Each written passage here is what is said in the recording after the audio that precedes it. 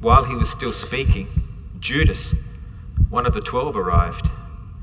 With him was a large crowd armed with swords and clubs sent from the chief priests and the elders of the people. Now the betrayer had arranged a signal with them.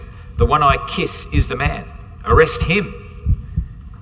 Going at once to Jesus, Judas said, "Greetings, Rabbi," and kissed him.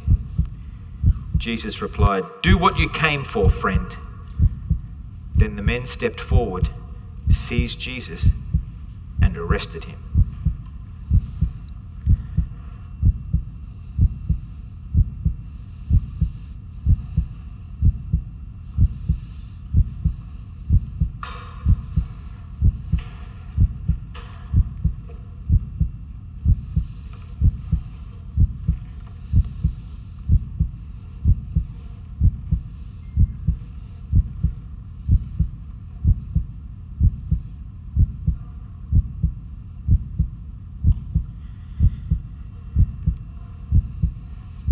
Jesus, burdened, cried out, "O my Father, if this cup may not pass away from me, then thy will be done."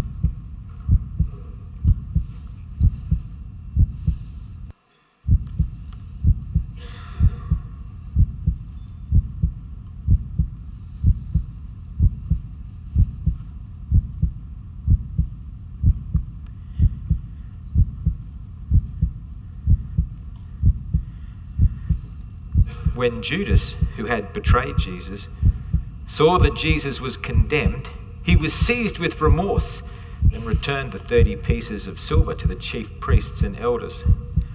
"I have sinned," he said, "for I have betrayed innocent blood." "What is that to us?" they replied. "That's your responsibility." The chief priests picked up the coins and said, "It is against the law to put this money in the treasury, since it's blood money." So they decided to use the money to buy a potter's field as a burial place for foreigners. That's why it has been called the Field of Blood to this very day.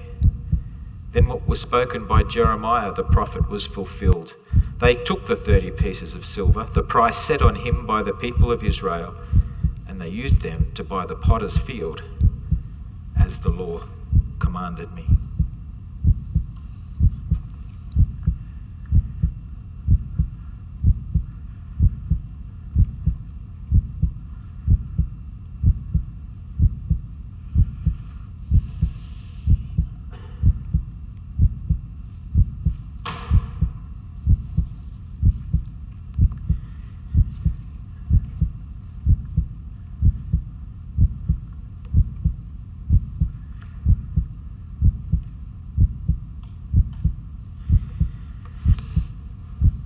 They brought Jesus to Pilate.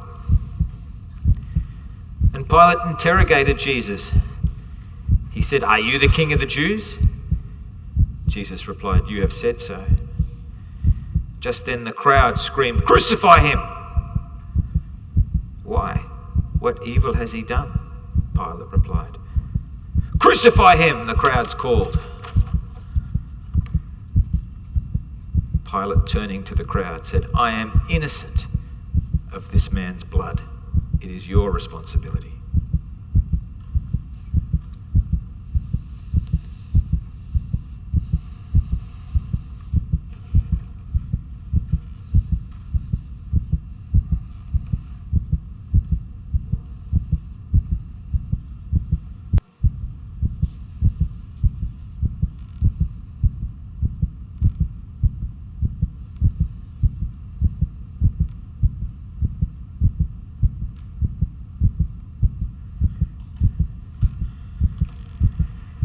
Then the governor's soldiers took Jesus into the praetorium and gathered the whole company of soldiers around him. They stripped him, put a scarlet robe on him, and then twisted together a crown of thorns and set it on his head. They put a staff in his right hand. Then they knelt in front of him and mocked him. "Hail, King of the Jews," they said. They spit on him, took the staff and struck him on the head again and again. After they had mocked him, they led him away to crucify him.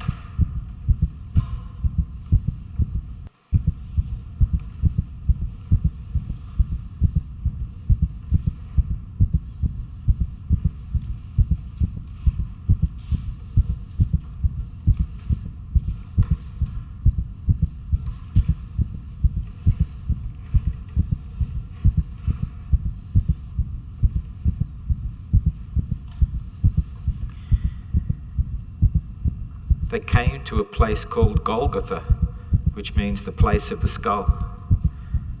There they offered Jesus wine to drink mixed with gall, but after tasting it, he refused to drink. When they had crucified him, they divided up his clothes by casting lots, and sitting down, they kept watch over him there. Above his head they placed the written charge, "This is Jesus, the King of the Jews."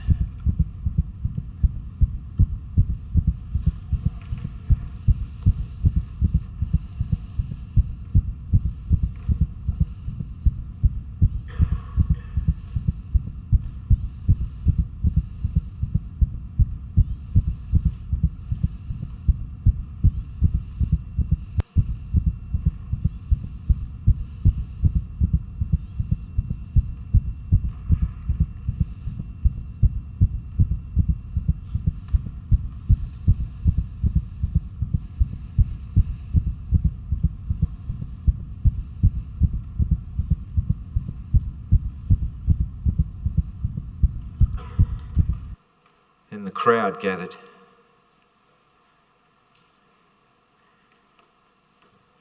They cried out, "You who are going to destroy the temple and build it in 3 days, save yourself.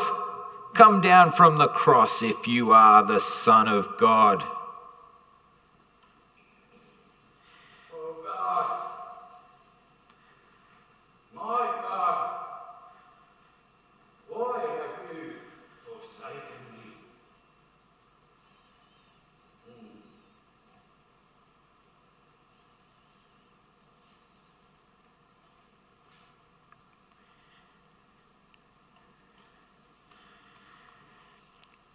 After this, Jesus, knowing that all things were now accomplished, they filled a sponge with the same sour wine, put it to his mouth, so that when Jesus had received the sour wine, he said, "It is finished." And bowing his head, he gave up his spirit.